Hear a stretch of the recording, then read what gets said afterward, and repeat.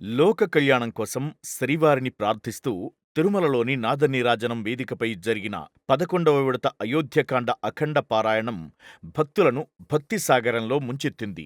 ఉదయం 7 నుండి 9 గంటల వరకు ఈ కార్యక్రమం జరిగింది.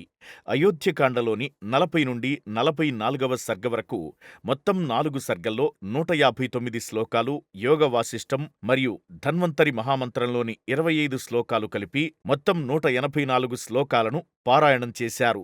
ధర్మగిరి వేద పాఠశాల పండితులు డాక్టర్ రామానుజాచార్యులు, శ్రీ అనంత గోపాలకృష్ణ, డాక్టర్ మారుతి శ్లోక పారాయణం చేశారు. అఖండ పారాయణంలో ధర్మగిరి వేద పాఠశాల, ఎస్వి వేద విశ్వవిద్యాలయం అధ్యాపకులు, ఎస్వి ఉన్నత వేదాధ్యయన సంస్థకు చెందిన వేద పారాయణదారులు, జాతీయ సంస్కృత విశ్వవిద్యాలయానికి చెందిన శాస్త్ర పండితులు పాల్గొన్నారు.